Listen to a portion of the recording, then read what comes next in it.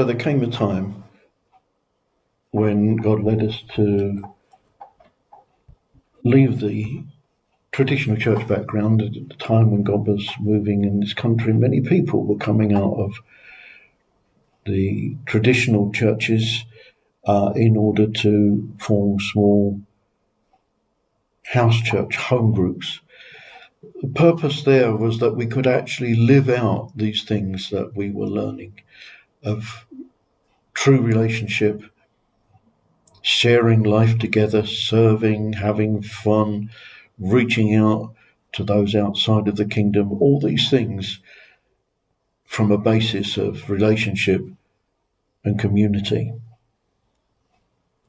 We wanted a closer involvement with people. We wanted to express life, and we tasted of that, but now we're beginning to follow that in greater concentration. So we've sought to learn and develop that over this period of years. Eventually, of course, if it's in life, it grows, and the group that we've started grew, and then we joined with other groups and formed a wider church community, and then in the course of time broke into 3 separate congregations, and then planted out into about, I think it was 7 different churches across the northeast London area. But we retain the original heart and purpose and principles that we've sought to operate in over these years. And so even today, although when we meet together we're a bigger grouping, we still break down into groups so that we can actually express in life, because this is not just a theory or a doctrine, this is a lifestyle, that we love God and love one another. In fact, I think that probably sums up all that God says, that we should love him and love one another, and everything else probably flows out of that. And that's got to be the basis for anything else that happens. If it's not coming from a heart of love, it's not actually accurate. How many times do we read Jesus first being moved with compassion, reached out, whether it was to bring truth to the multitudes or even in some miracle time of healing?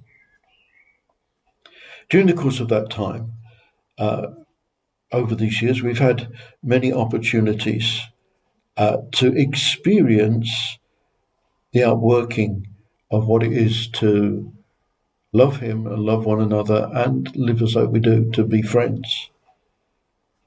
We've also seen some remarkable times of God's way of joining.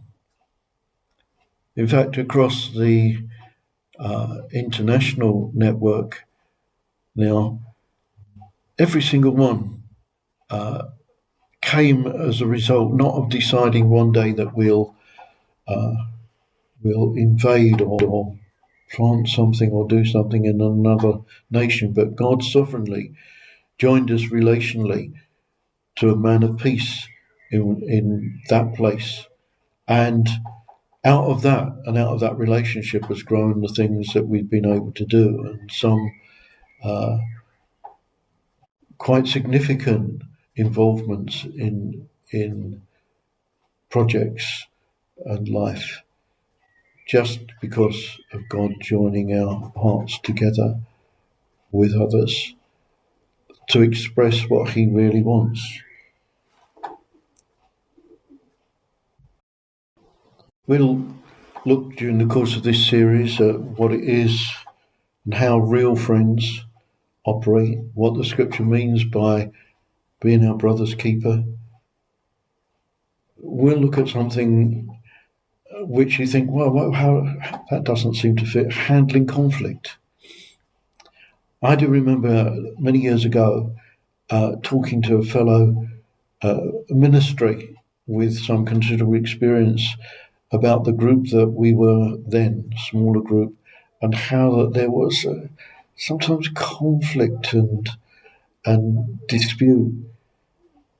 And I always remember, and in fact have taken this as being the truth, he said, that's great. That's like real family. In real family, you're committed to one another, but you don't always agree, and sometimes there's conflict. And I thought, instead of being depressed about it, it's probably is quite correct. It's a positive sign. Of course, it has to be handled and resolved in the right way. And also maintaining right relationships. Right relationships where Christ is the centre delivers us from soulishness. It delivers us from what we sometimes call cliques or people preferring one over another. Then, of course, there's the whole issue, so major in our society, of rejection, perceived rejection, and acceptance. Thankfully, Christ has made provision for that so that we don't have to live in that.